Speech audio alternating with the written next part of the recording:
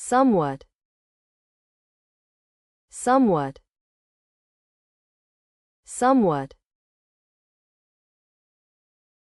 The word somewhat is a very useful adjective that can help you express nuanced opinions or descriptions in English. As an adjective, it modifies nouns or pronouns to indicate that something has some degree of quality, but not necessarily a full or complete one.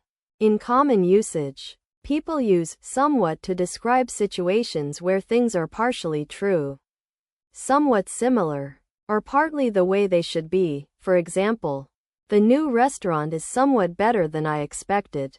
You might also hear it used in more formal or written contexts, like in academic writing or official reports. One special note about its usage is that somewhat can often be replaced with the adverb a bit, especially in informal conversations. But in more formal situations, somewhat is a better choice to convey a sense of nuance and subtlety. So if you're not sure which one to use, just remember that somewhat tends to sound a bit more polished and professional. Here are 3 examples of using the word somewhat in different contexts. At a dinner party, Sarah says to her friend Emily, "I'm feeling somewhat refreshed after that long weekend, but I still need another cup of coffee." In this context, the word somewhat is used casually to convey a moderate level of refreshment or energy. It's a way for Sarah to express that she's not entirely rejuvenated, but she's doing okay. The tone is relaxed and conversational. Meanwhile, in a lecture on linguistics, Professor Thompson explains that the new language acquisition model proposed by Dr. Smith is somewhat similar to their own research from 2010. Here, somewhat is used formally to indicate a moderate degree of similarity or connection between two concepts. The word helps to soften the claim and avoid overstating its relevance.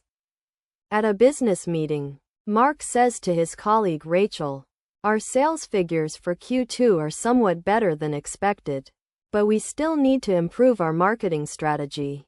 In this context, somewhat is used in a professional or academic setting to convey a moderate level of satisfaction or improvement. It's a way for Mark to report positive news without overhyping the results. The tone is objective and matter of fact.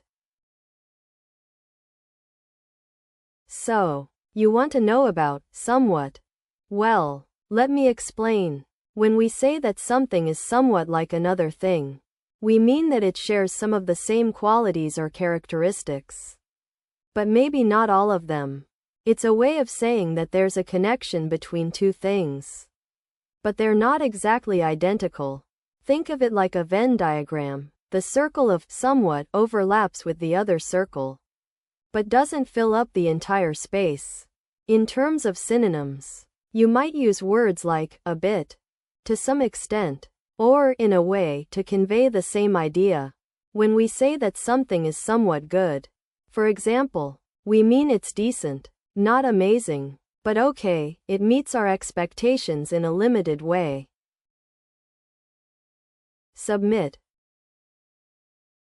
submit, submit. As we explore the word submit, let's break it down together. The part of speech for submit is a verb, which means it's an action word that shows what someone is doing or has done. In common usage, you'll see submit used to describe situations where someone gives in or hands over something, like information, an idea, or even their own will. For example, "I'm going to submit my essay tomorrow," meaning you're handing in your essay. It's also often used in formal settings, such as business meetings or academic contexts, like "the company will submit its quarterly report next week." One special note about the usage of submit is that it can sometimes have a connotation of giving up or surrendering, especially if you say, "I'm submitting to the situation," which implies you're accepting your fate. However, in most cases, Submit simply means providing or presenting something, and it's a very useful word to know when discussing plans, ideas, or reports. In a formal context, such as a university setting, you might say, I submit my thesis to the department for review. This sentence implies that the speaker is presenting their academic work to be evaluated and approved by the relevant authorities. In contrast, in a casual conversation with a friend who's stressing about an online shopping experience gone wrong, you could say, ugh, I tried to submit a refund request but they keep ignoring me. Here, the word submit implies taking action or making an effort to resolve an issue, which is often required when dealing with customer service.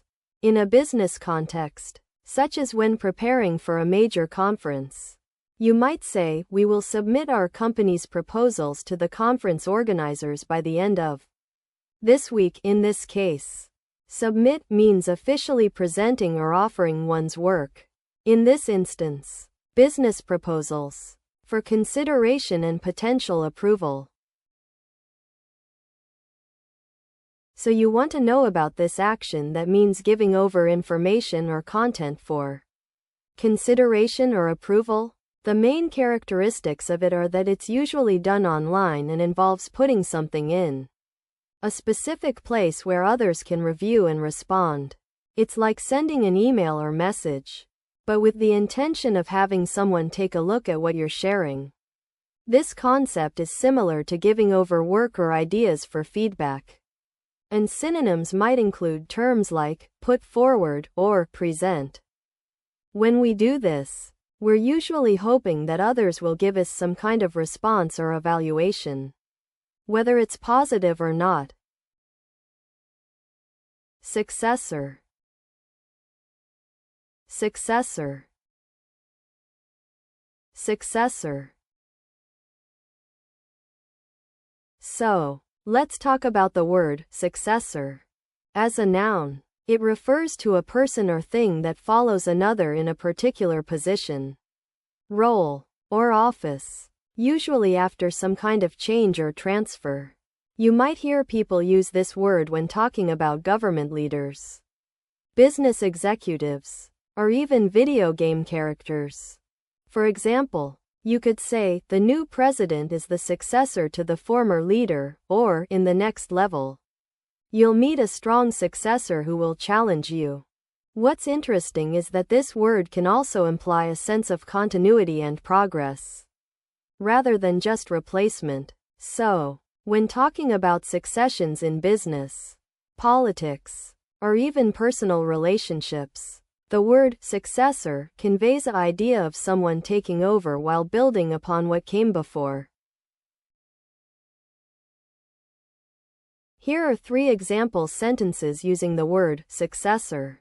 In a formal setting, you might say, upon the retirement of President Thompson, John Smith was appointed as her successor to lead the country through a time of great economic change. This sentence uses successor to refer to someone who takes over a position or role after another person, often in a formal or official capacity.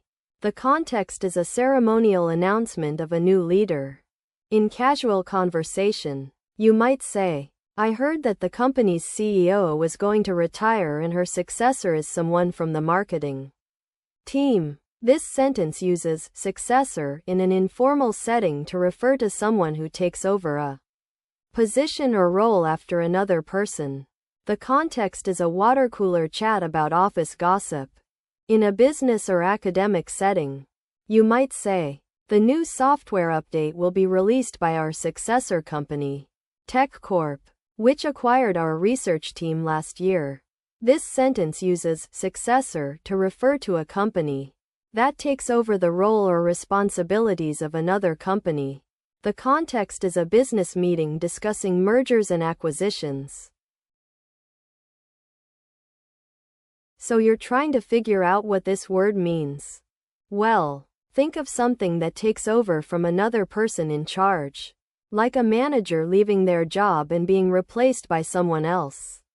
The main characteristic is that it's the next one in line, usually having similar qualifications or experience as the previous person. You might also hear people talking about heirs or alternates, which are pretty much the same thing. They're taking on a responsibility that someone else had. As for what it does, well, it basically steps into the shoes of the person who came before and keeps doing their job, making sure everything runs smoothly until a new arrangement is made.